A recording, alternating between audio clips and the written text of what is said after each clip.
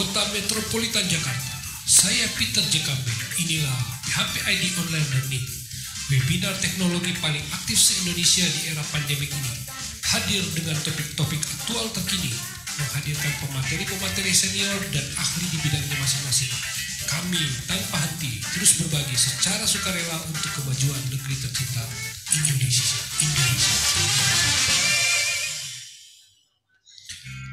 Selamat malam member PHP Indonesia.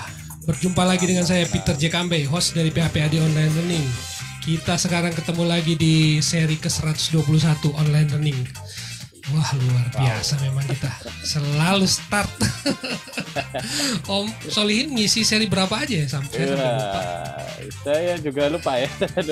Pokoknya awal-awal ya masih. Ini yang ketiga ya. Yang ketiga ya. Ya 50 something gitu kalau nggak salah ya mulainya. Betul lah. Iya. 50 terus 72 terus berapa itu? Oh iya, dan topiknya tentang machine learning. Saya banyak belajar karena memang ada beberapa yang sudah saya implement di kantor ya, lumayan lah, sederhana, kecil-kecil lah, ilmunya mantap. Oke, jadi hari ini kita ada pemateri Om Solihin. Beliau adalah dosen di Budi Luhur. Saya sampai lupa sebutnya. Universitas Budi Luhur, dan ya sudah berapa kali ngisi sih, jadi topiknya mantap-mantap. Dan hari ini beliau akan berbagi cerita dengan kita hari ini dengan topik yang baru lagi, mengenal logika fusi, konsep dan implementasinya. Ini topik yang waktu saya berdiskusi sama Om Solihin, ini rumit sebenarnya katanya, bikin pusing. Iya, betul. Tapi nggak apa-apa, teman-teman dapat pemahaman lah hari ini, karena saya juga mau belajar, karena saya tahu ini sedikit lebih advance, tapi Om Solihin berjanji akan bawa sesederhana mungkin. Jadi saya harap semua teman-teman bisa ngikut dari awal sampai akhir. Semoga ini akan memberi pencerahan dan kita tetap semangat belajar di tengah pandemik. Dan terima kasih untuk sponsor-sponsor yang terus mendukung program ini, dari Kodepolitan, Rumah Komunitas, ID Klotos, dan Refactory. Semangat terus untuk sponsor kita. Salam sehat selalu buat CEO dan seluruh staffnya. Kita tetap berjuang di tengah pandemik. Oke, tanpa perlu menunggu lama, kita akan mulai program ini, dan waktu dan tempat saya serahkan ke Om Solihin. Silakan. Oke, baik. Terima kasih kepada Om Peter, luar biasa sekali. Semoga Om Peter ini selalu diberikan kesehatan.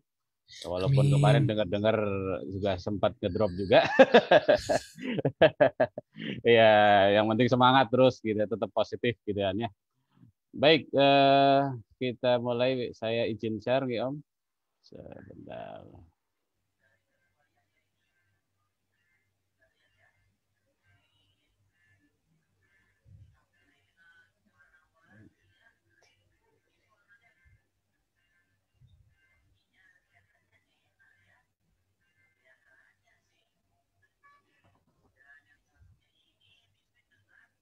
Baik, ya. Bismillahirrahmanirrahim. Assalamualaikum warahmatullahi wabarakatuh. Selamat malam kepada seluruh teman-teman PHP Indonesia ya, dan juga seluruh supporter gitu kan ya. Supporter baik itu yang sifatnya member maupun yang non member gitu kan ya. Dan selamat malam juga teman-teman yang sudah hadir pada acara webinar kali ini. Pertama-tama saya ucapkan terima kasih kepada PHP Indonesia, terutama Mas Peter yang selalu memberikan kesempatan kepada kita untuk sama-sama belajar gitu. Belajar apapun deh.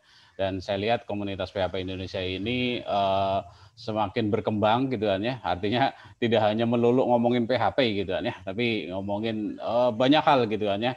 Kalau teman-teman lihat di mungkin sejarahnya atau thread dari PHP Online Learning ini, wah luar biasa sekali, topik-topiknya udah sangat-sangat beragam gitu kan ya.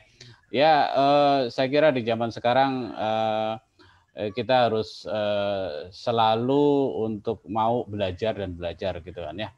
Saya kira masih belajar, sehingga mari kita pada malam hari ini sama-sama belajar gitu kan ya.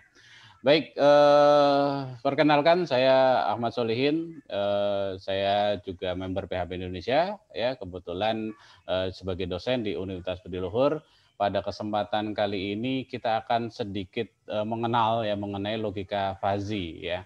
atau fuzzy logic ya. Ada yang bilang fuzzy logic itu di Inggrisnya, atau logika fuzzy, logika samar juga itu kurang lebih sama gitu kan ya.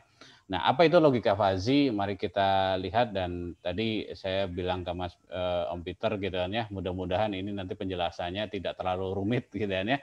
Walaupun nanti pasti akan ketemu rumus-rumusnya. Tapi setidaknya teman-teman bisa mengenal nanti konsepnya itu apa sih gitu kan ya. Nah, bagi yang sudah paham, mudah-mudahan nanti bisa ada diskusi lebih lanjut gitu kan ya, bisa di chat atau mungkin di fitur-fitur yang lain. Baik. Nah, kita sedikit ilustrasi dulu gitu kan ya. Misalnya kita punya motor dengan kecepatan 50 km per jam. Ya, faktanya begini gitu kan ya. Nah, ini kalau 50 km per jam kita bilang cepat atau lambat ya. Nah, kalau kita mau bilang ini cepat atau lambat, mungkin ada yang bilang wah 50 km bagi motor ini lambat gitu ya. Tapi bagi mungkin yang lain bisa jadi wah ini cepat gitu. Nah, jadi itu pertanyaan-pertanyaan. Kemudian ada mobil gitu, misalnya 100 km per jam. Ini cepat atau lambat? Ya. Dan kemudian misalnya ada bebek 10 km per jam. Ini cepat atau lambat gitu kan ya.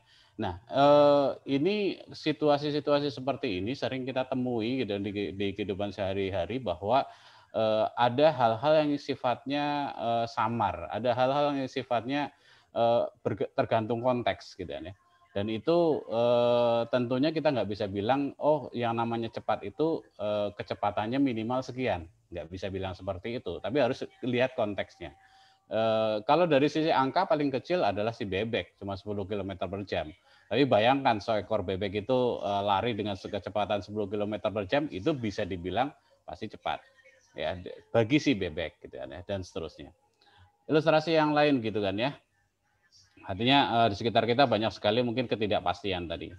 Ilustrasi yang lain ya, misalnya ini ada 3 orang, Adi, Ida, dan Edi, ya, yang tingginya berbeda. Si Adi ini 170 cm, si Ida itu 169 cm, dan si Edi itu 150 cm. Ya, seandainya ketiganya melamar pekerjaan yang memang mensyaratkan parameter tinggi itu menjadi penting gitu kan ya, pekerjaan tersebut gitu kan ya. Nah, katakanlah misalnya si perusahaan meminta bahwa oh ya yang diterima adalah nanti yang orang-orang yang mungkin tinggi gitu kan, tingginya di atas 170 cm. Nah, oke, kalau dari sisi kriteria tersebut gitu kan, tentunya si Adi inilah yang diterima. Ya. Nah, tapi gitu kan ya, tentunya misalnya si perusahaan itu katakanlah melihat kompetensi yang lain gitu kan ya. Si Adi ini 170 cm, dia misalnya kurang begitu cakap. Kemudian dia ketemu si Ida misalnya 169 cm, kurang 1 cm gitu kan ya. Tapi dia kemampuannya lebih baik, jauh lebih baik dan dibutuhkan perusahaan. Nah, kira-kira mana yang harus diterima gitu ya. Nah, pada saat kita pakai menggunakan logika yang pasti, logika true false gitu ya, yang mana di atas 170 itu akan diterima dan di bawah 170 itu ditolak, maka udah pasti si Adi ini akan diterima. Ya, si Ida dan Edi itu pasti akan ditolak. Nah, tapi kalau kita mau menggunakan mungkin logikanya kita lah sehari-hari gitu kan ya, kurang 1 cm aja nggak apa-apa lah gitu kan ya, karena dia punya kemampuan yang lain gitu kan ya, maka mungkin si Ida bisa jadi dipertimbangkan. Nah, hal-hal tersebut itu sering kita temui di mana ada situasi-situasi yang memang tidak bisa direpresentasikan atau tidak bisa dinyatakan dengan hanya benar salah, true false, tinggi rendah dan sebagainya. Tidak hanya 2 nilai ya, tapi ada nilai yang baik. Apalagi kita orang Jawa atau orang Timur gitu kan ya. Misalnya sudah kenyang atau belum gitu kan ya. Kita nggak bisa bilang belum atau sudah. Ya bisa jadi agak gitu kan, sering begitu gitu kan ya. Lapar nggak? Ya agak sih. Nah, itu kan berarti ada nilai tengah-tengah di sana. Tidak bisa kita bilang lapar atau tidak gitu kan ya. Oke, jadi banyak sekali lagi permasalahan di sekitar kita yang mengandung ketidakpastian. Nah, untuk itu logika fuzzy ini hadir, ya. Logika fuzzy ini hadir untuk merepresentasikan nilai-nilai yang di antara nilai yang pasti tadi, ya. Nilai yang pasti yang 0 dan 1 tadi gitu. Nah, karena komputer kan mengenalnya adalah 0 dan 1 gitu kan ya pada awalnya, tapi kemudian muncul yang namanya logika fuzzy yang nanti bisa mengakomodir nilai di antara 0 dan 1. Ya. Kita lihat lebih pengertiannya dulu gitu kan ya. Logika fuzzy itu adalah merupakan logika yang merepresentasikan tadi ya, nilai samar atau nilai ketidakpastian, kebenaran sebagian atau degree of truth gitu kan ya. Jadi kalau si logika boolean, logika 0 dan 1 itu kan hanya mengenalnya 0 dan 1. Nah, pada saat kita bicara mengenai fuzzy, maka kita akan membahas gitu ya nilai di antara 0 dan 1 tadi gitu kan ya. Mungkin nanti secara contoh mungkin akan lebih jelas gitu kan ya. Logika fuzzy ini merupakan pengembangan dari logika boolean yang hanya bernilai 0 dan 1 ya. Logika boolean itu 0 dan 1, sedangkan logika fuzzy ini menjadi salah satu dasar dari pengembangan komputer modern. Ya, ide dari logika fuzzy sendiri itu dicetuskan oleh salah satu ilmuwan gitu kan ya, namanya Prof. Lotfi alias Zadeh atau sering disebut sebagai Prof. Zadeh gitu ya. Ini adalah orang Iran kalau nggak salah ya, Iran yang mungkin berkebangsa, dia tinggalnya di Amerika Serikat gitu kan ya. Kenapa orang Iran, orang Asia gitu kan ya? Karena memang kultur dari Asia itu tadi ya, mencoba orang Asia itu banyak yang bermain dengan sesuatu yang tidak pasti gitu kan ya. Ya tadi seperti saya contohkan gitu kan ya, sudah kenyang atau belum, ya sedikit kenyang gitu kan ya. Misalnya kamu sudah katakanlah sudah puas belum, rada-rada sih gitu kan ya. Nah itu kebiasaan orang Asia. Kalau orang Eropa atau orang Amerika gitu dan orang Barat gitu kan ya, lebih ke arah logika yang sifatnya iya atau tidak gitu kan. Mereka lebih tegas gitu kan ya. Nah, untuk mengakomodir kebutuhan mungkin orang Asia tadi gitu kan ya, logika-logika yang memang samar tadi, maka si Prof. Zadeh ini mengenalkan namanya logika fuzzy gitu kan ya. Nah, dalam logika boolean tadi sudah dibilang bahwa nilainya precise, nilainya pasti yaitu 0 dan 1. Ya, atau sering disebut sebagai logika klasik atau logika Kripps ya, di mana segala hal direpresentasikan dengan 0 dan 1. Iya tidak hitam dan putih gitu kan ya. Oke, sedangkan pada logika fuzzy itu nilainya itu berwujud dengan namanya derajat keanggotaan. Jadi di situ mengakomodir kata-kata agak, sedikit, lumayan, sangat dan sebagainya gitu kan ya. Jadi ada nilai di antara 0 dan 1 atau disebutnya sebagai imprecise ya, tidak presisi gitu kan ya. Notasinya nanti biasanya dituliskan dengan ada siku di sana 0, 1 artinya ada nilai di antara 0 dan 1 ya. Oke, contohnya gitu kan ya. Gampangnya begini ya, logika boolean itu hanya 0 dan 1, hitam dan putih gitu kan ya. Tapi pada saat kita memakai fuzzy itu lebih kaya nanti nilai yang bisa direpresentasikan ya. Misalnya grayscale ya, jadinya seperti grayscale gitu kan ya, atau abu-abu gitu kan ya. Nah, itu kan abu-abu kan nilai pikselnya kalau dalam citra itu 0 sampai 1 dalam skala keabuan tadi gitu kan ya. Nah, kalau boolean atau biner ya itu kan hanya 0 dan 1. Nah, kalau dari sisi gambar aja di sini saya kira lebih bagus kalau kita menggunakan logika yang fuzzy tadi, artinya ada nilai abu-abu di sana. Ini hanya contoh analogi aja untuk menjelaskan apa itu logika fuzzy. Baik, ya. Dan ini situasi yang mungkin kita sering kita temui gitu kan ya. Precision itu tidak selamanya bagus gitu kan ya. Artinya dunia yang presisi itu belum tentu itu baik lah gitu kan ya. Artinya belum tentu yang terbaik gitu kan ya. Misalnya di sini gitu ya, kita menemui ada seseorang gitu kan ya, mungkin lagi berdiri kemudian tiba-tiba ada sebuah benda yang mungkin sangat berat hendak jatuh ya ke kepalanya misalnya gitu kan ya. Kalau kita memperingatkan dengan sesuatu yang presisi misalnya, wah ada 1,5 ton benda yang akan jatuh dengan kecepatan 45,3 meter per second misalnya gitu ya, menuju ke arahmu gitu ya. Wah, keburu kejatuhan kalau begitu gitu kan ya. Tentunya akan lebih lebih baik kalau si orang itu memperingatkan atau temannya memperingatkan, awas minggir. Nah, dengan seperti itu aja udah cukup sebenarnya, tanpa perlu kita tahu apa yang terjadi, apa yang beratnya berapa atau kecepatannya berapa benda tersebut. Jadi ada kalanya kita tidak perlu menyajikan sesuatu itu secara presisi, ya, tapi cukup dengan sesuatu yang memang mewakili dari kepresisian tadi, ya, artinya mewakili nilai-nilai yang sifatnya CRIPS tadi, ya. Ini gambarannya gitu ya. Jadi presisi sama signifikan itu dua hal yang mungkin berbeda gitu ya. Baik, nah bagaimana penerapan logika fuzzy gitu kan ya yang sehari-hari gitu kan ya, sebenarnya sudah banyak ya teman-teman semua gitu kan ya.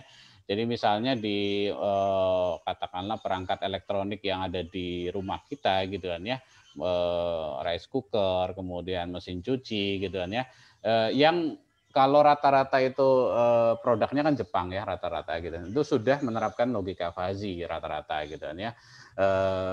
Di situ biasanya tercermin misalnya katakanlah di menu atau di fiturnya gitu kan ya, misalnya kalau di mesin cuci itu beberapa merek ya, kalau misalnya katakanlah pakaian yang dicuci itu tidak terlalu banyak, nanti ada opsinya gitu ya, sedikit, sedang atau banyak gitu ya. Nah, itu sebenarnya kan antara sedikit, sedang atau banyak itu kan harusnya kan sama saja gitu kan ya, tapi dia mencoba membagi itu, mengkategorisasikan menjadi sedikit, sedang, dan banyak. Untuk apa? Untuk mengatur putaran dari mesinnya, putaran dari si mesin cuci itu gitu ya. Nah, pada saat pakaiannya itu sedikit, tentu putarannya bisa jadi nggak perlu terlalu cepat ya dayanya yang diberikan ke si mesinnya itu gitu ya. Tapi kalau misalnya katakanlah pakaiannya banyak, kotorannya juga banyak ya atau tinggi ya tentu itu harus lebih berat gitu kan ya. Demikian juga dengan katakanlah pendingin atau AC gitu kan, itu juga sama gitu kan ya. Itu bisa menghemat gitu ya pemakaian daya listrik ya dengan mengatur kalau ruangannya sudah dingin ya tentu kinerja AC harus diturunin gitu kan ya. Itu kan ada sensor yang mungkin membaca itu gitu kan ya. Kemudian di mobil tipe tertentu gitu ya, kalau nggak salah merek Nissan gitu ya, ada penelitian yang konon si Nissan itu bisa menghemat pemakaian bahan bakar sekitar 17% gitu ya, dengan penerapan logika fuzzy di sistem kontrolnya gitu ya, pemakaian bahan bakar terutama gitu ya. Artinya pada saat mobil itu mungkin melaju sudah stabil, maka bahan bakarnya bisa jadi dikurangi gitu ya, dan seterusnya. Sebenarnya sudah banyak gitu ya. Pengereman kereta itu juga sama gitu ya. Kalau kita pakai menggunakan logika fuzzy gitu ya, kereta berhenti itu akan mendadak sekali gitu ya. Tapi dengan fuzzy dia bisa berhenti dengan lebih halus gitu ya, karena dilakukan secara bertahap gitu ya. Artinya statusnya tidak cuma jalan berhenti gitu ya, tapi juga ada status yang lain gitu ya, agak pelan, cepat dan sebagainya ya. Dan berbagai macam perangkat elektronik yang mungkin sudah tersedia fiturnya gitu kan ya, tanpa kita sadari gitu kan ya, kadang seperti itu. Lalu di dalam penelitian juga banyak sekali ya pemanfaatan dari logika fuzzy gitu kan ya. Misalnya ini ada contoh penelitian gitu kan ya, kendali logika fuzzy pada sistem electronic control unit air conditioner mobil gitu kan ya. Ini mengatur apakah si AC itu nanti akan mendinginkannya itu dengan kekuatan penuh atau mungkin dengan kekuatan yang tidak terlalu penuh dan sebagainya gitu kan ya. Terus juga sistem menstabil kamera atau gimbal ya dengan logika fuzzy untuk pengambilan gambar, foto dan video. Ini melihat apakah ini kameranya stabil atau tidak ya. Lalu tempat sampah pintar dengan logika fuzzy gitu ya. Sepertinya banyak diterapkan di perangkat gitu ya. Walaupun banyak juga logika fuzzy ini nanti digabungkan atau disandingkan dengan berbagai solusi-solusi algoritma gitu kan ya. Misalnya nih yang terakhir ini ada aplikasi penilaian guru menggunakan logika fuzzy gitu kan ya. Itu mulai ke arah sana gitu kan ya. Misalnya untuk di DSS ya ada metode namanya fuzzy SAW ya dan sebagainya yang itu memang menerapkan konsep dari logika fuzzy itu sendiri gitu kan ya. Itu beberapa contoh mendasar dari logika fuzzy. Oke, kalau kita bicara mengenai dasar-dasar dari logika fuzzy, ada beberapa konsep atau mungkin istilah gitu ya, yang mungkin kita perlu pahami gitu ya. Yang pertama adalah variable fuzzy gitu ya. Nah, variable fuzzy ini ya atribut lah gitu ya. Umur, kecepatan, suhu, tinggi badan, penghasilan dan sebagainya gitu ya. Atribut gitu ya. Kalau kita sering sebut sebagai atribut atau parameter gitu ya, itu variable fuzzy. Kemudian himpunan fuzzy. Nah, himpunan fuzzy ini bicara mengenai sifat-sifatnya gitu kan ya. Jadi kelompok yang mewakili suatu keadaan tertentu gitu kan dari variabel fuzzy. Atributnya itu yang mau seperti apa? Suhunya mau seperti apa?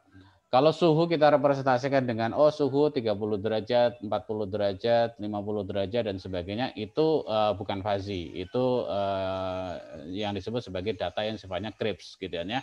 Data yang sifatnya pasti tadi gitu kan ya. Nah, tapi kalau misalnya kita bilang suhu itu panas, suhu itu dingin ya, suhu itu hangat gitu ya, maka itu yang dikatakan sebagai variabel himpunan fuzzy atau linguistik sering disebut sebagai linguistik juga gitu ya.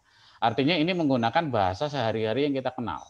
Ya, itu alamiahnya fuzzy itu seperti itu, menggunakan bahasa sehari-hari.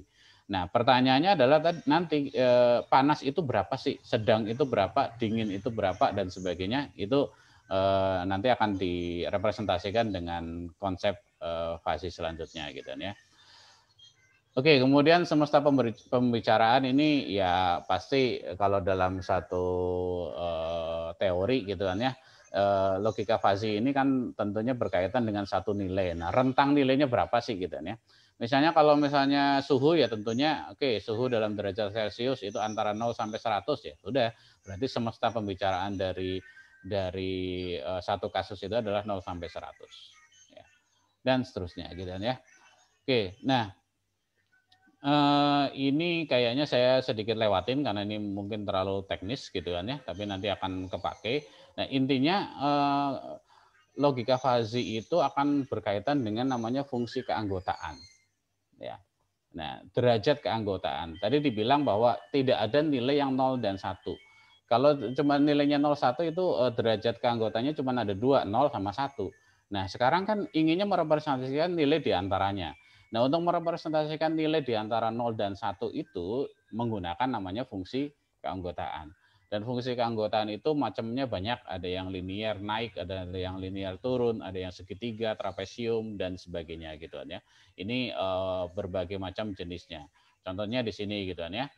Jadi kalau misalnya kita dalam logika yang biasa gitu kan ya, 0 dan 1 gitu kan ya, cuman ada nilai ini 1 sama 0 gitu kan ya. Saya pakai pointer deh sebentar.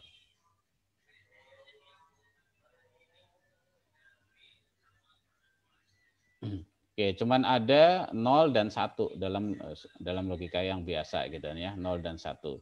Jangan pointer pen aja. Oke. Nah, ini 0 dan 1. Sedangkan dalam fuzzy itu tidak cuma 0 dan 1 gitu ya, tapi ada nilai di antaranya. Nah, ada kalanya kasus itu dipresentasikan dengan kurva naik ya. Nah, kurva naik itu artinya ada nilai yang menaik di sana menuju dari mulai 0 menuju 1. Nilai di antaranya gitu ya. Kalau digambarkan dalam formula itu nilainya nanti adalah X min A dibagi B min A dan seterusnya. Ini teknis lagi dan ya. Nanti mungkin teman-teman bisa belajar lebih lanjut terkait dengan itu gitu. Ini pengenalan saja gitu ya. Misalnya begini gitu ya. Ini kasus saja. Ada sebuah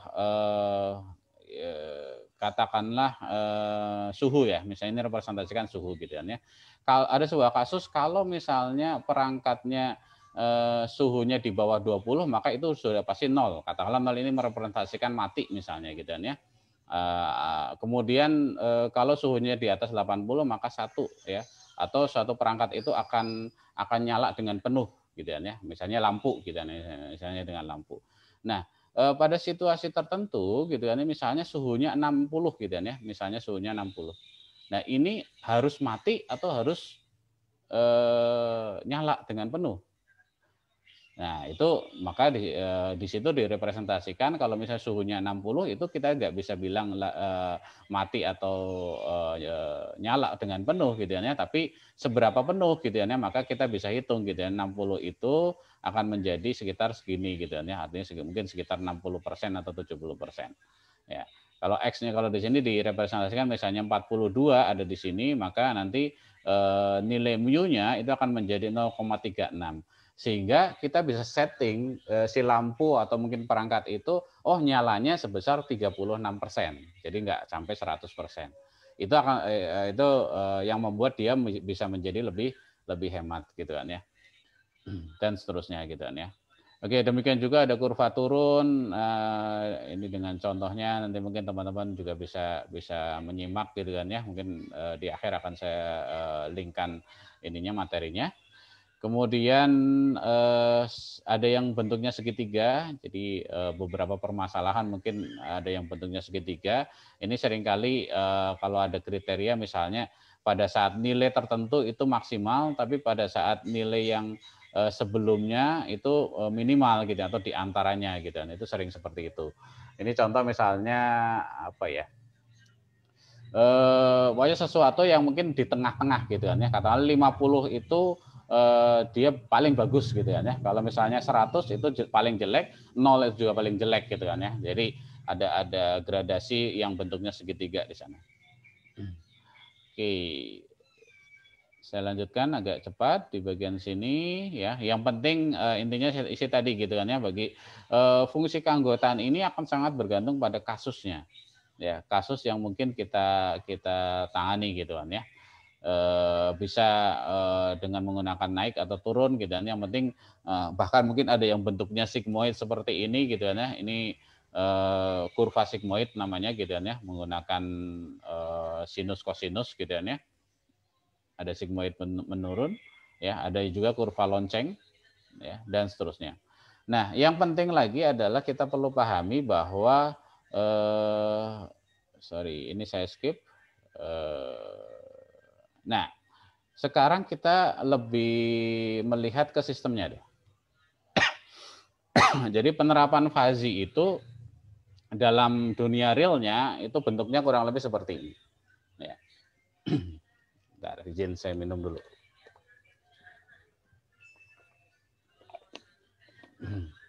Oke, jadi ada namanya sistem inferensi fazi.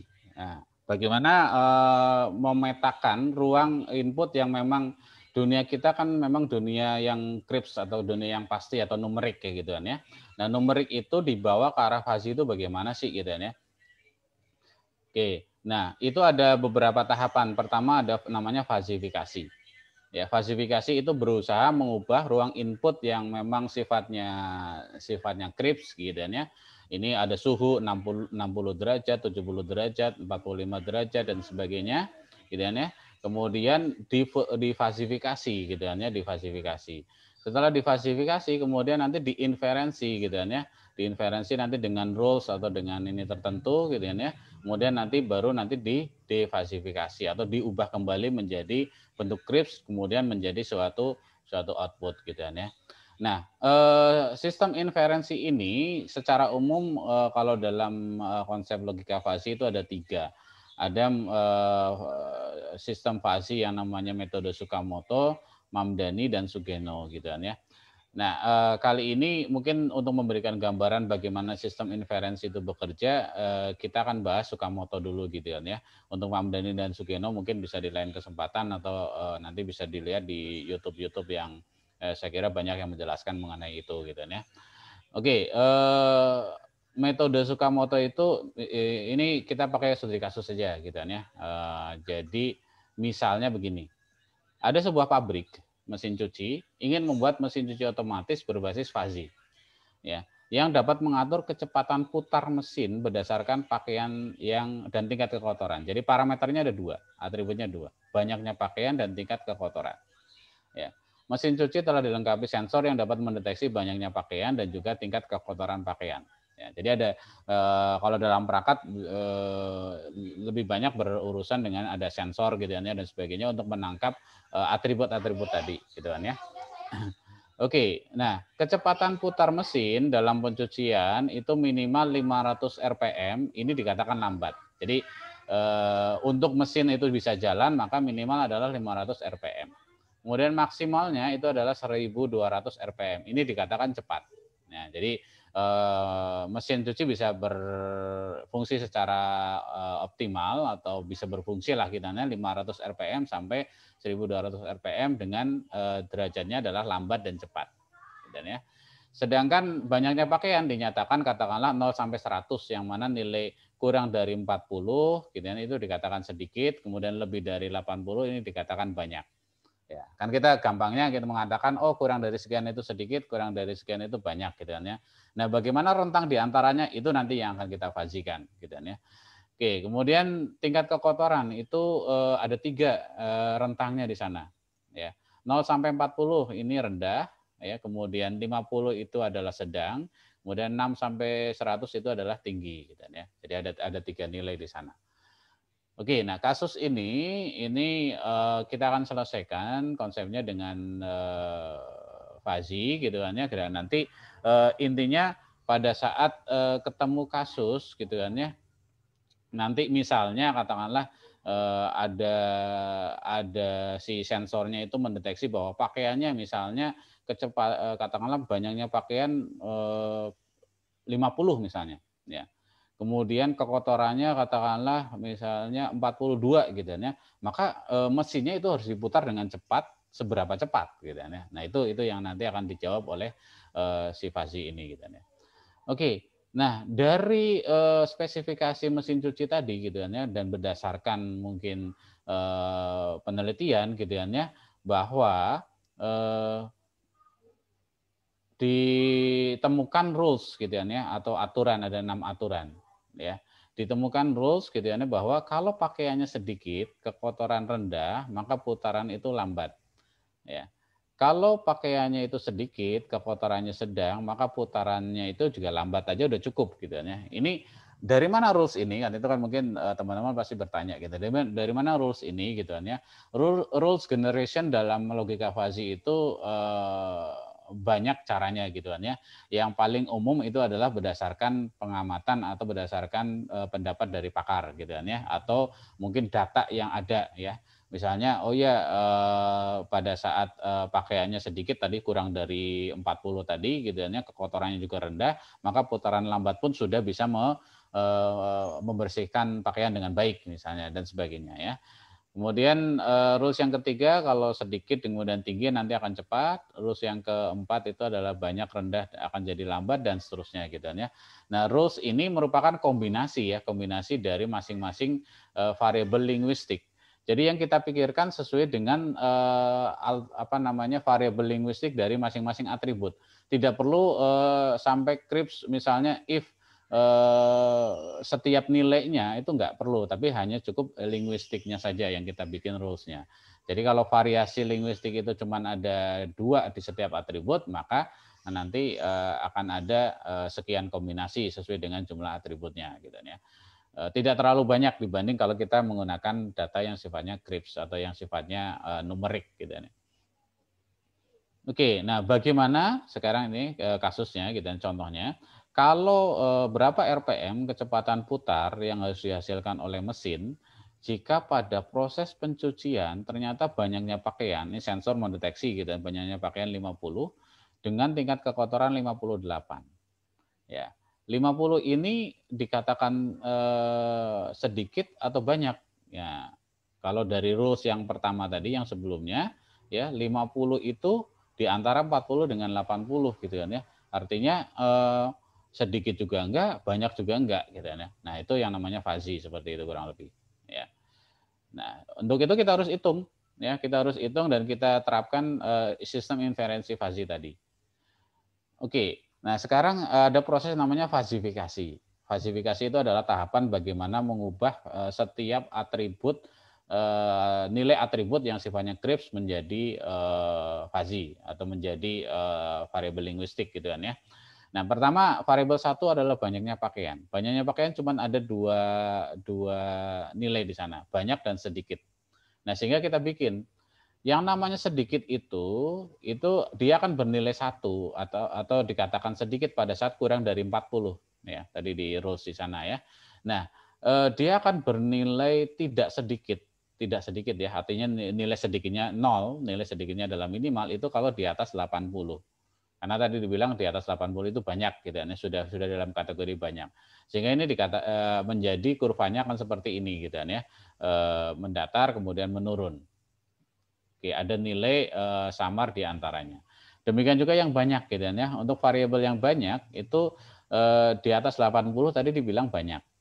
Ya, sedangkan kalau kurang dari itu ya sesuai dengan derajat keanggotaannya ini gitu ya.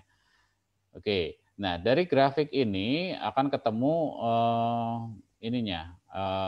namanya fungsi keanggotaannya gitu kan ya.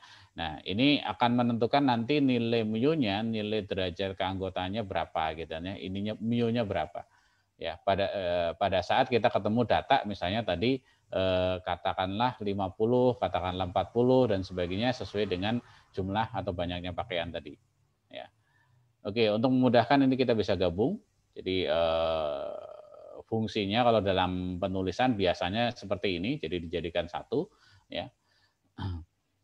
Oke, kemudian kita contoh berapa derajat keanggotaan 50. Ya, karena tadi soalnya adalah banyaknya pakaian adalah 50. Ya. Oke, kita tinggal masukkan ke rumus masing-masingnya. Ya. Mu yang sedikit ya pada saat mu sedikit itu untuk yang 50 itu nanti nilainya karena 50 itu bukan di atas 80 dan juga bukan dikurang dari 40 maka menggunakan rumus yang tengah. Ya, rumus yang tengah yaitu 80 dikurang X dibagi 80 kurang 40 artinya 0,75. Jadi 50 itu kalau ditarik dan ketemu dengan grafik yang sedikit ini hasilnya di sini 0,75 ya. Begini. Juga dihitung 0,25 gitu kan ya. Kenapa? Karena 50 ketemu dengan 0,25 di sini ketemu dengan grafik banyak ya, grafik yang biru. Ini hasilnya adalah 0,225. Kalau di total pasti 1 gitu kan ya. Oke. Nah, kemudian untuk tingkat kekotoran itu ada 3 variabel di sana, rendah, sedang dan tinggi gitu kan ya. Nah, untuk itu dibuat grafik anggotanya yang kurang lebih seperti ini sesuai dengan kasus yang sebelumnya. Berapa derajat kekotoran kalau 58 ya kita tinggal 58 checklist di sini kurang lebih ya. Kalau dihitung dengan rumus dia akan ketemu dengan kurva yang hijau, yang sedang dan ketemu dengan yang tinggi. Jadi mu rendahnya pasti 0 ya karena nggak ketemu ya karena dia lebih dari 50 kan untuk yang mu rendahnya. Oke, jadi ini 0, kemudian mu sedangnya akan 0,2, mu tingginya pasti 0,8. Ini namanya proses fasifikasi ya, mendapatkan ibaratnya nilai derajat keanggotaan ya untuk setiap variabel inputan tadi ya, nilai-nilai tadi. Oke, kemudian kecepatan putaran untuk yang targetnya juga sama gitu kan ya. Kecepatan putaran itu tadi di definisinya 500 sampai 1200 gitu kan ya. 500 di bawah 500 dikatakan lambat, 1000 di atas 1200 dikatakan cepat. Ya. Oke, dengan derajat keanggotaan ini tidak perlu dihitung mu-nya untuk saat ini karena mu-nya nanti dihitung dengan proses defasifikasi nanti gitu ya. Jadi untuk saat ini kecepatan nggak perlu dihitung karena memang ini yang dicari ya. Nah, pada saat inferensi itu tahap kedua kita menerapkan rules yang sudah ditetapkan oleh pakar ya. Dan ini rules-nya tadi ada 6 gitu ya. Setiap rules itu kita hitung. Ya, setiap rules kita hitung. Sebenarnya intinya inferensi itu mencoba mencari apakah si derajat keanggotaan yang tadi sudah dihitung itu pasnya itu di rules yang mana gitu. Rules yang mana yang dominan, gampangnya begitu gitu ya. Rules mana yang dominan dengan seberapa derajatnya berapa gitu, nilainya berapa gitu ya. Setiap rules akan diuji. Setiap rules akan diuji di tahapan inferensi ini. Rules yang satu gitu ya, itu kan di sini jika pakaian sedikit, kekotoran rendah dan putaran lambat. Nah, maka putaran lambat ya. Jika ini dan ini dan ini dan ini dan seterusnya maka lambat, misalnya begitu. Nah, karena di sini pakainya dan ya, kita untuk memudahkan pakainya dan. Bisa nggak pakai or? Bisa. Ya, tapi itu dengan ini yang lain gitu kan ya. Nanti agak lebih rumit lagi lah gitu kan ya. Tapi saat ini untuk memudahkan kita pakai lambat. Karena di sini dibilang rules-nya adalah pakaian sedikit, maka yang dilihat adalah mu sedikit dari nilai X. Nilai X-nya berapa? Nilai X-nya 50. Kan tadi pakaiannya terdeteksi bahwa dia jumlahnya 50 gitu kan ya.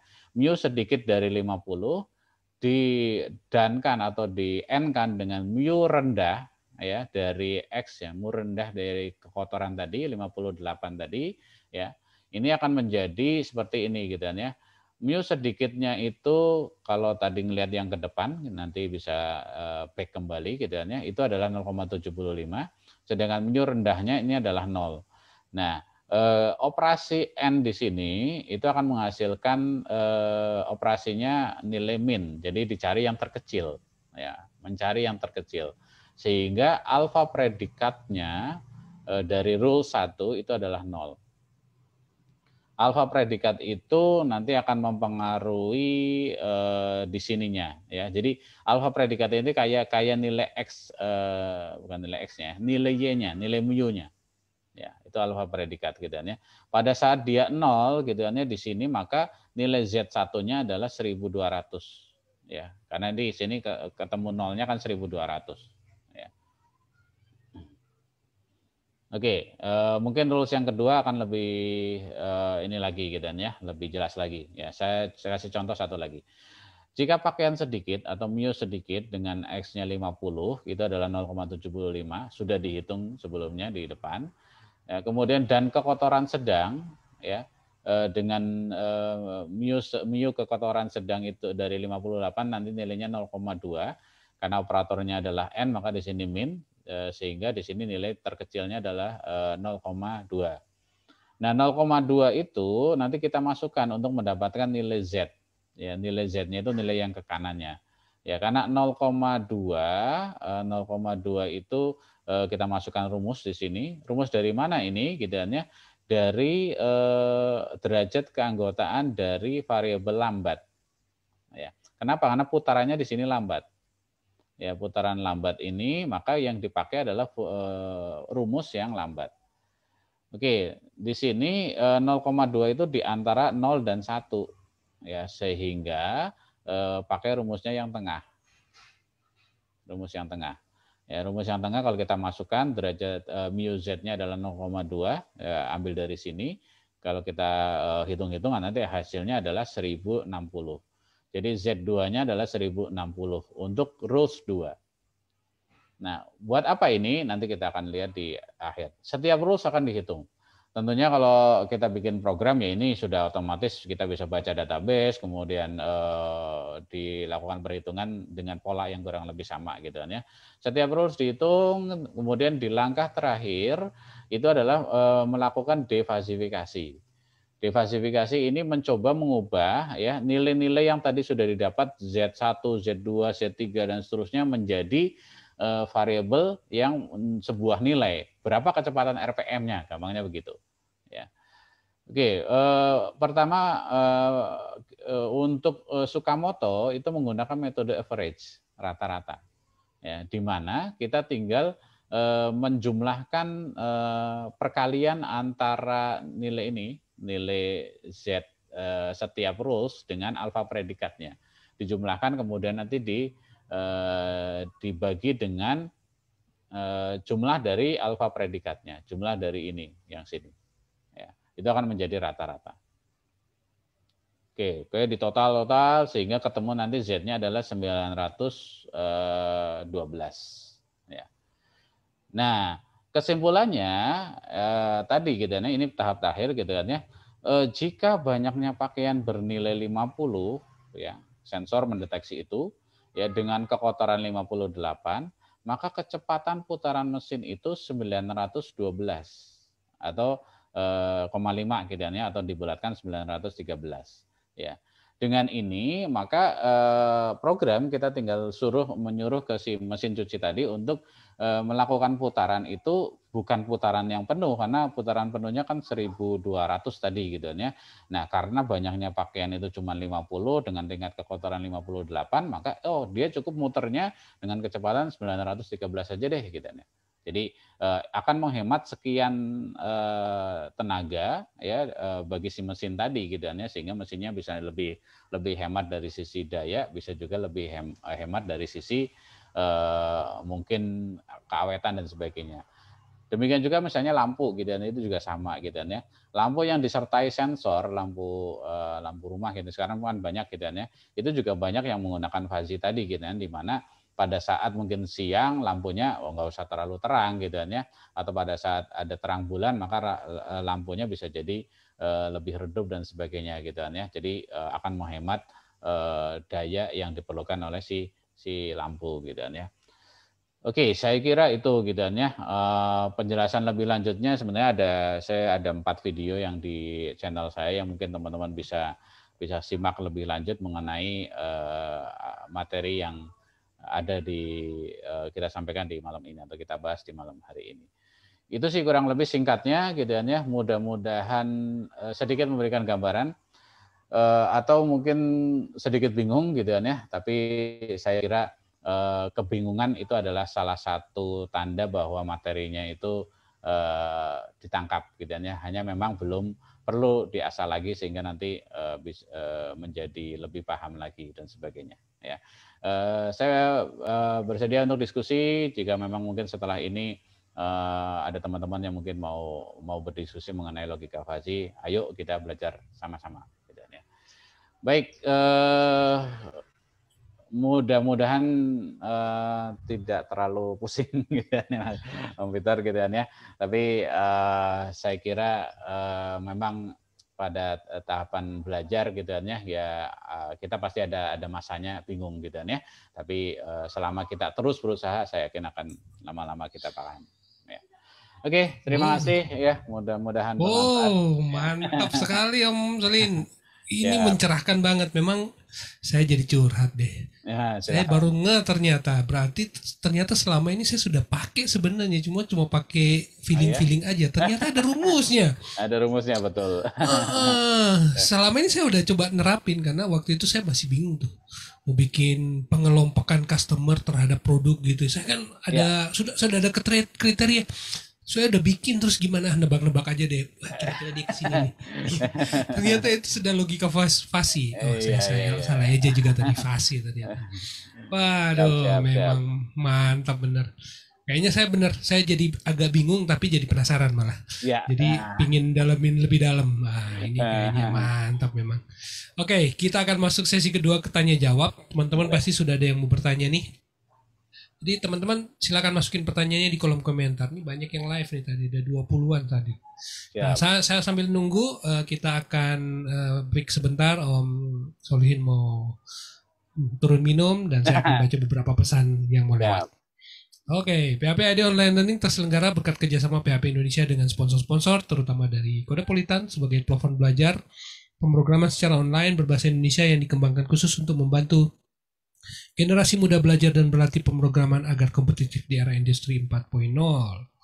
Ya, terus dari Rumah Komunitas sebagai pelopor merchandise inovatif di Indonesia menyediakan custom pakaian sesuai keinginan berkualitas dan tanpa minimum order.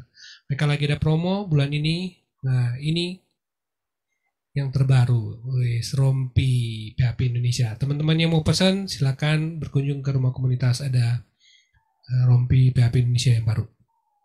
ID Cloud House sebagai penyedia layanan web hosting provider berbasis SSD cloud hosting dengan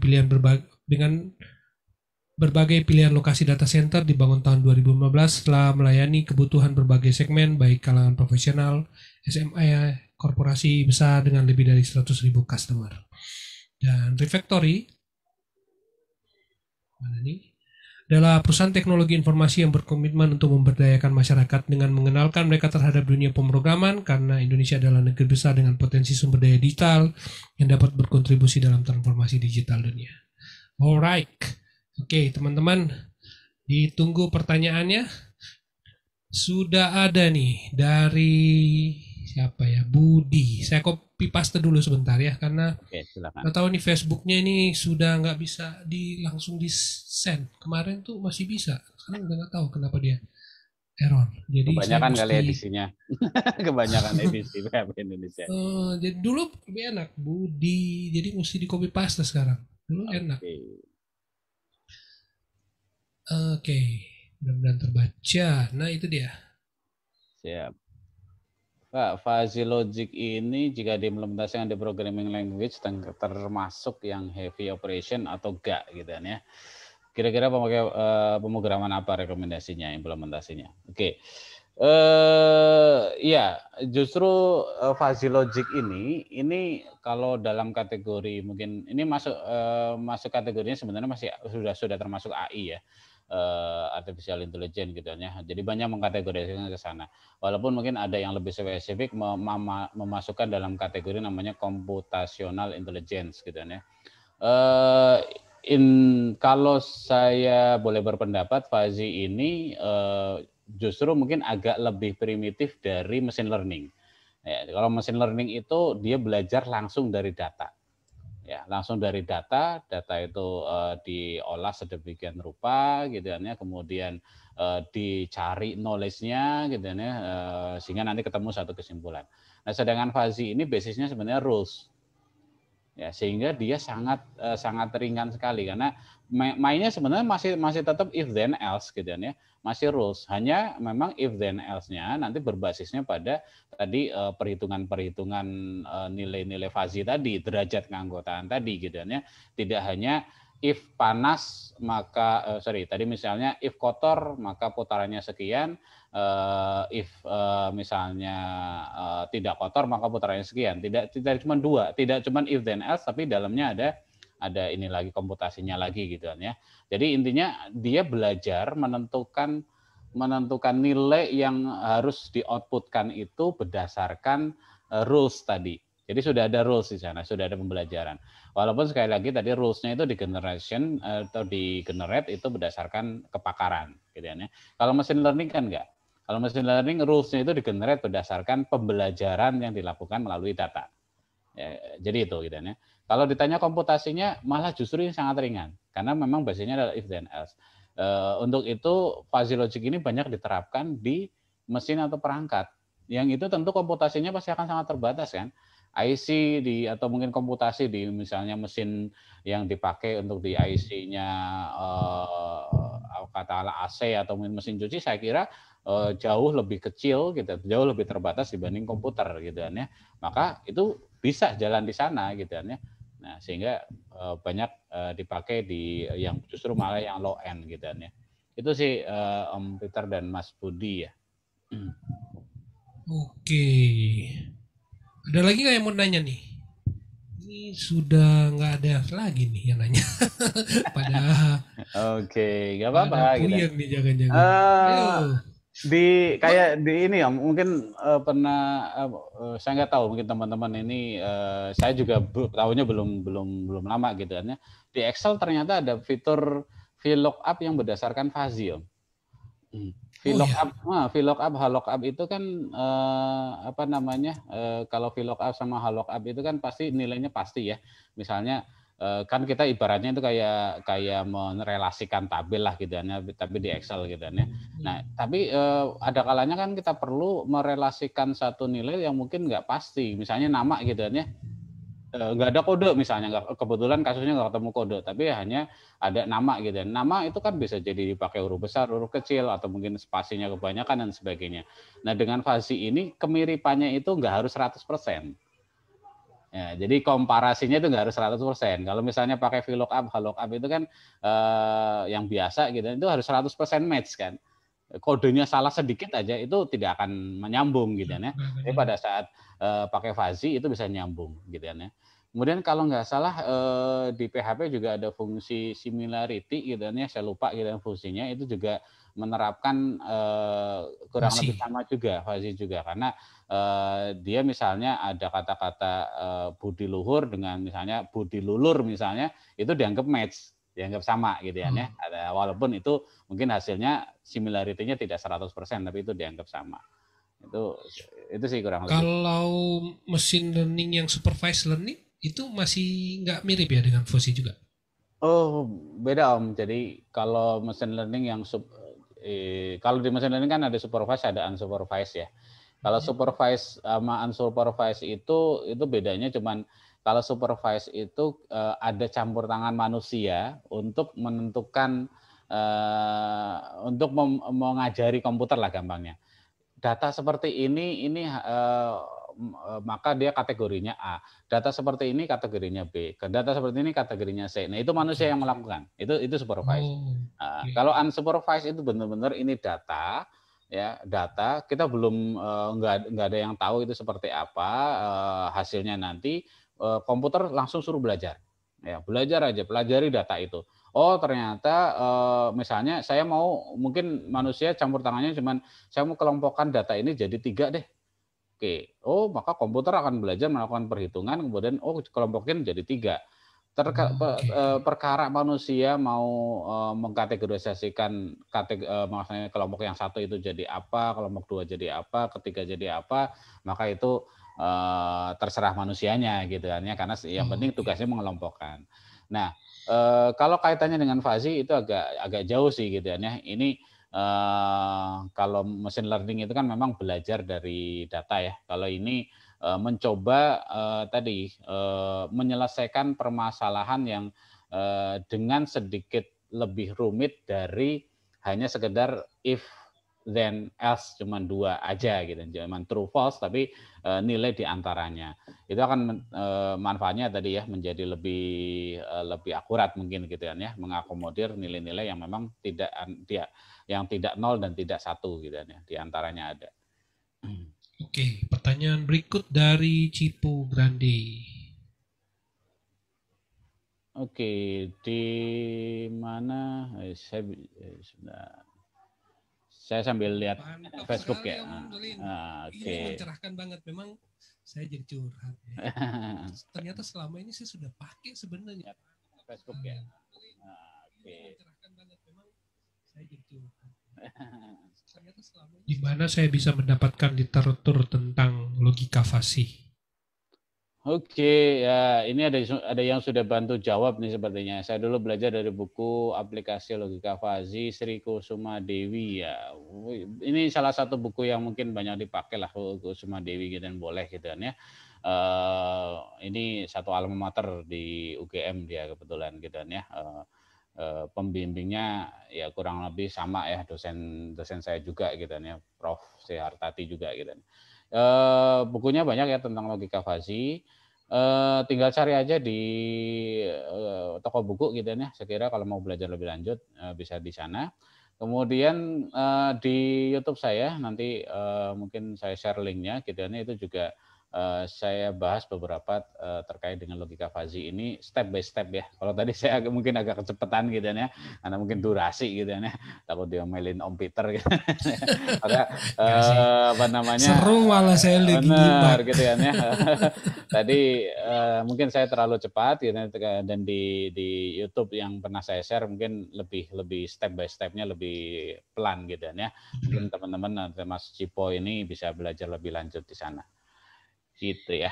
Pertanyaan dari saya lagi Om Solihin, apa namanya use case yang mungkin sedikit cocok untuk keperluan yang di lingkungan developer yang terkait fusi itu kayak gimana ya? Tadi kan mesin cuci nih mungkin rada ya oke juga, ya. Cuma kalau misalnya di penerapan sehari-hari yang paling banyak berhubungan sama lingkungan developer.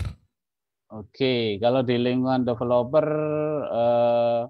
biasanya ya mungkin gini ya, kalau teman-teman yang mungkin banyak bermain dengan sensor memang banyak cocoknya, banyak applicable lah gitu pakai fuzzy gitu kan ya. Nah, kalau di lingkungan developer sebenarnya bisa digandingkan dengan konsep yang lain, misalnya untuk decision support systemnya Om. Misalnya katakanlah saya mau menentukan gitu kan ya dari misalnya profil seorang mahasiswa dengan IPK sekian, dengan mungkin dia katakanlah nilai mata kuliahnya ini gitu ya, kemudian nilai mata kuliah B itu sekian, kehadirannya sekian dan sebagainya, dia nanti IPK-nya akan berapa. Jadi kayak semacam buat prediksi itu juga sebenarnya bisa, ya. IPK-nya berapa gitu kan ya. Itu dengan mengubah tadi nilai-nilai yang misalnya katakanlah untuk dia bisa yang mempengaruhi IPK itu katakanlah apa gitu kan ya. Lulusnya itu dengan nilai IPK berapa itu bisa dilakukan prediksi sesuai dengan atribut tadi, dengan tentunya rules-nya bisa jadi akan banyak ya. Tapi itu bisa dilakukan ya sesuai dengan parameter. Atau misalnya menentukan katakanlah misalnya guru terbaik gitu kan ya, dengan parameter A, B, C. Nah, A, B, C ini kan memang sifatnya rata-rata kan sebuah nilai. Nilainya tertentu gitu ya, mungkin hasil penilaian dan sebagainya. Nah, itu bisa dikategorisasikan dulu, Om. Jadi dikategorisasikan itu berdasarkan nilai fuzzy tadi gitu kan ya. Misalnya 0 sampai sekian itu akan menjadi rendah, sekian sampai sekian akan menjadi sedang, sekian sampai sekian akan menjadi tinggi, tapi perbedaan dengan yang rentang nilai yang biasa itu ada intersection. Jadi syarat fuzzy itu pasti akan ada intersection antara nilai. Misalnya 0 sampai 40 itu dikatakan rendah, ya. Kemudian ternyata dari data atau mungkin dari pakar dibilang 30 sampai 60 itu sedang. Nah, itu kan ada intersection. Kalau ada kasus-kasus yang memang ada intersection tadi, ada keraguan. Makanya di awal kita bicara keraguan, ada keraguan, maka itu bisa difazikan. Kurang lebih seperti itu. Wah, menarik banget nih. Benar-benar topik panjang lebar dan wah kayaknya saya jadi penasaran pingin lebih lanjut. Pertanyaan sudah nggak ada nih kebetulan, jadi kita mungkin sudah masuk sesi ketiga di sesi akhir. Mungkin Om Solihin punya pesan-pesan buat teman-teman yang mau belajar terkait fusi programming, fusi logika ini, atau ya kesimpulan juga terkait topik kita hari ini. Oke, siap. Baik. Teman-teman semua gitu kan ya, dalam sesi akhir dari setiap mungkin webinar yang saya sampaikan gitu kan ya, saya kira pesannya sama gitu kan ya. Ya mari kita sama-sama untuk ya senantiasa bersemangat untuk belajar gitu kan ya, bagaimanapun kondisi kita gitu kan ya. Terus belajar gitu kan ya. Nah, jangan berhenti untuk belajar ya. Karena saya sendiri gitu kan ya, terus terang gitu kan ya, belajar fuzzy ini juga ya belum lama gitu kan ya, dalam arti ada kebutuhan gitu ya, maka ya udah kita belajar dulu gitu ya. Nah, sekarang enaknya adalah sumber pembelajaran itu tersedia sangat luas. Ya, sangat banyak ya, mungkin akan sangat berbeda dengan zaman kita dulu ya Om Peter gitu kan ya, yang sumber internet pembelajaran di internet itu sangat terbatas gitu kan ya. Kalau sekarang itu sudah kita tinggal klik aja, kita mau buka, kita asal mau gitu kan ya, itu maka tentunya kita akan dapatkan ilmu itu gitu kan ya.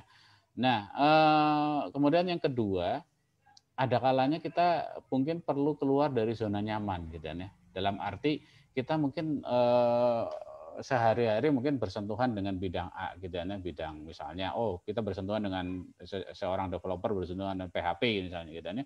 Ya nggak apa-apa, kita sedikit mungkin mempelajari bagaimana mungkin kata Om Peter tadi editing video, urusan kamera gitu ya. Itu akan seru sekali gitu, hidup kita menjadi lebih berwarna ya Om gitu ya. Jadi karena ada banyak ilmu, ada banyak yang bisa kita tangkap, kemudian kita bisa ceritakan buat orang lain dan sebagainya gitu. Jadi sekali lagi belajar itu saya kira nggak ada batasnya gitu ya. Teruslah belajar gitu ya. Oke. Oke, waduh itu pesannya mantap sekali dari Om Solihin. Yes, mantap. Oke, kita sudah di akhir sesi kita hari ini, dan sebagai pengumuman teman-teman, kita akan ketemu hari Senin ya, Senin depan, Selasa deh. Kita akan ketemu hari Selasa jam 7 dengan topik yang berbeda. Hari ini kita akan bahas mengenai digital marketing, cara menjadi afiliator marketer sukses. dengan Om Fadil Sikri dari Direktur PT Apokat Digital Indonesia. Dan masih ada undangan untuk teman-teman yang mau jadi pemateri. Topiknya, waktunya tersedia bebas dari sekarang sampai dengan akhir tahun. Silakan isi form di s.pphp.id jadi minus pemateri. Dan ucapan terima kasih untuk Om Irfan Maulana dan Om Luri yang sudah berpartisipasi. Teman-teman yang mau mengikuti pembelajaran tentang machine learning atau topik dari Om Solihin yang sebelum-sebelumnya, silakan follow cari di Telegram dan ketik aja PHP ID Learning Machine Learning atau logika fasi, dan teman-teman akan dapat topik-topik yang terkait logika fasi. Dan PHP Indonesia membuka donasi. Teman-teman yang mau berpartisipasi dalam donasi silakan berkunjungi di s.pphp.id/donasi. Silakan berpartisipasi melalui GoPay, OVO, ShopeePay dan sebagainya, donasi receh. Oke, dengan demikian berakhir sudah Om Solihin. Kita topiknya malam hari ini luar biasa, mantap sekali. Jangan bosan-bosan berbagi cerita di sini. Siap. Yang penting sehat terus Om. Sehat terus. Yes. Nanti saya tador lagi karena saya yakin teman-teman juga untuk pembelajaran tentang topik ini lebih dalam lagi. Oke. Terima kasih semuanya. Bye-bye.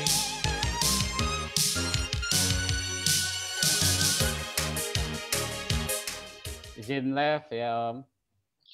Bye.